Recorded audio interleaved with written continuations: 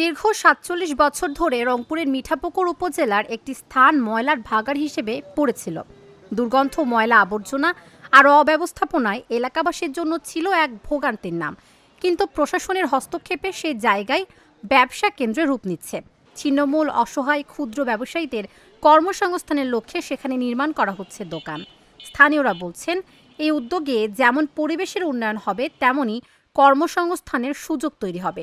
তবে এই উদ্যোগকে ঘিরে একটি মহলের বিভিন্ন ধরনের বিভ্রান্তিকর তথ্য ছড়ানোর অভিযোগ উঠেছে।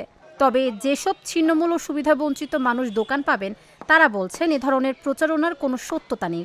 তাদের আশা, স্বচ্ছ প্রক্রিয়ায় দোকান পেলে পরিবার নিয়ে স্বাভাবিকভাবে জীবিকা নির্বাহ করতে পারবেন। প্রশাসন বলছে, জনদুর্ভোগ মেটাতে অবৈধ দখলদারদের উচ্ছেদ করে সেখানে দোকান নির্মাণের সিদ্ধান্ত নেওয়া হয়েছে। আমাদের এই যে রোডটা দেখতেছেন আর কি, পরিচিত জায়গাটা খুব নোংরা ছিল।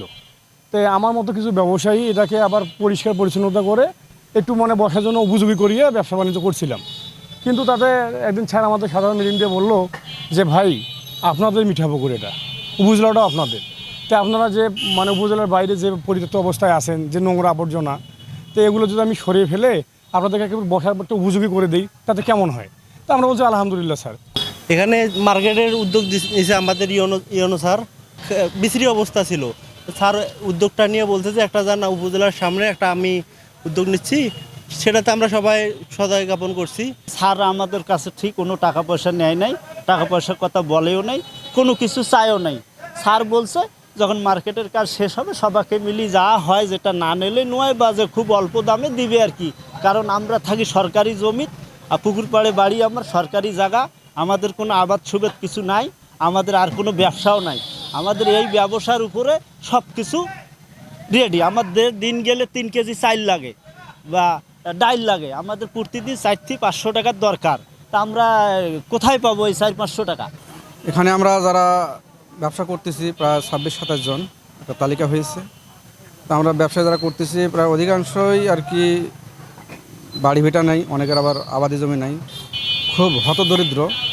আমরা কোনো রকম পলিথিন টিন শেড দিয়ে ব্যবসা করছিলাম। তো পরিবেশ সুন্দর করার জন্য টিউনো স্যার উদ্যোগ নিয়েছে যে একই ডিজাইনের একই মডেলের এল সিস্টেম মার্কেট হবে। তো প্রস্তাবে আমরা স্বাগত জানাইছি। তো অলরেডি কার্যক্রম শুরু হয়ে গেছে।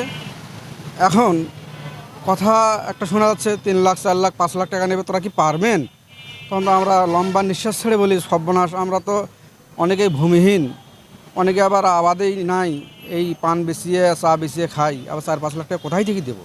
তো এই গুজবটা কারা ছড়ালো, এটা আমরা কুল কেনারা পাচ্ছি না। উপকার ভালো হবে। আমি তো 47 বছর ধরে আছে, এরকম উদ্যোগ তো কেউ নেয় নাই। এমনকি এমপি টেমপি বহু চলে গেছে, এরকম ব্যবস্থাও কেউ করে দেয়নি। আর ইনি আসছে, ইনি পরিষ্কার পরিচ্ছন্নতা এবং অপরিষ্কার ছিল এটা ওদেরকে সরে দিয়ে আবার ওদেরকেই দেওয়ার চিন্তা ভাবনা উনি করছে। তো এটা তো এখন যদি ওইটা হয়ে যায় তাহলে তো পরিষ্কার পরিচ্ছন্নতাও থাকবে, ভালো থাকবে, সবাই আমরা ওই ঘরের ভেতরে কাজ করতে পারবো। ঝড় বৃষ্টিতে যেখানে সেখানে বৃষ্টি আসলে উঠি পালা লাগে, তো সেদিক থেকে আমরা একটু ভালো থাকবো।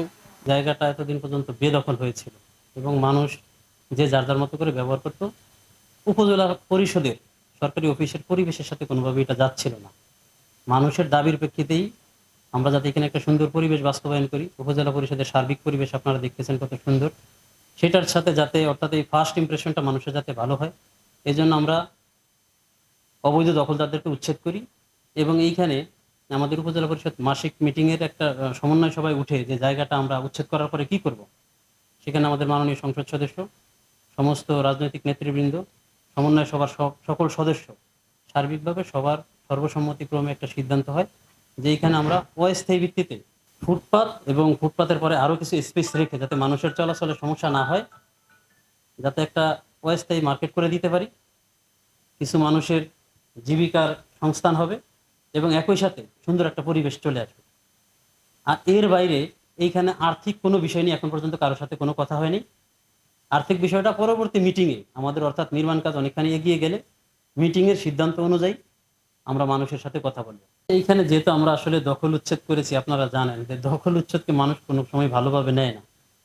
এই রকমের 2-1 মানুষ আছে, আর 2-1 হচ্ছে তারা আমার কাছে দোকান পাওয়ার নিশ্চয়তা চাচ্ছে, যেটা আমি দিতে পারি না, কারণ এটা একটা বড় বিষয়। এবং পরিষদের সকলের সম্মতিক্রমে এখানে সিদ্ধান্ত হবে। আমি এককভাবে সিদ্ধান্ত দেওয়ার সুযোগ নেই।